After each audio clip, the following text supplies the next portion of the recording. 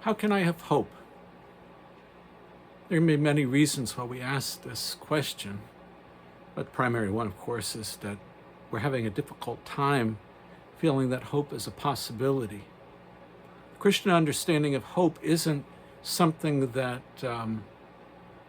isn't realistic. We feel it is totally realistic. It isn't something that we feel is unlikely. It's something we feel that is guaranteed.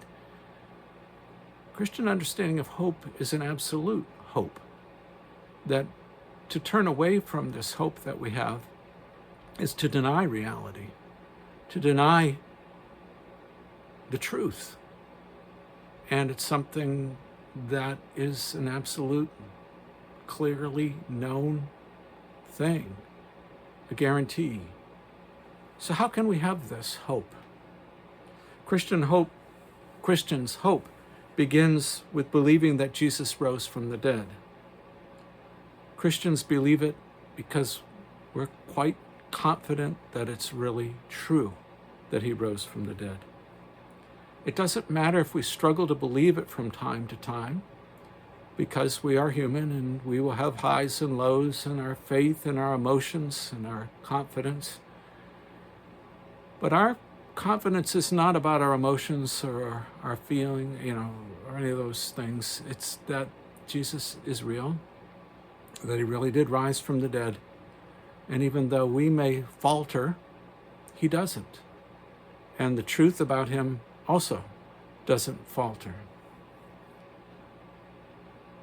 Another reason for hope is that before the resurrection took place, Jesus died on the cross and paid the price for our sins.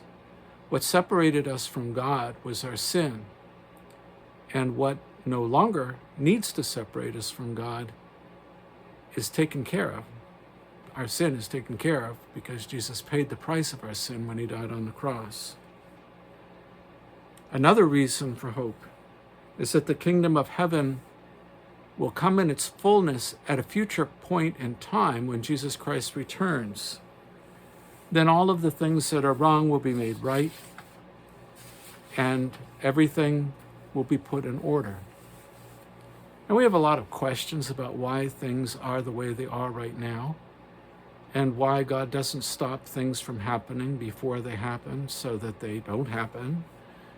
But what we do know, we don't know the answers to those questions.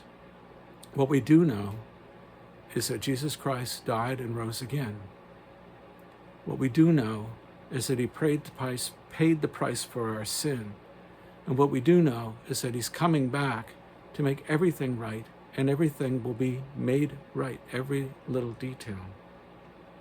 But probably the most important thing to understand is that our hope is based on believing in the heaven God is creating for us, not the one we want him to create. In other words, one of our biggest problems is we think we have everything all figured out and we try to make things a certain way. And when we actually are able to accomplish what we've set out to do, which isn't very often, frankly, but when we do actually get to make things the way we think they ought to be, we find out the way we think things ought to be isn't really what we want.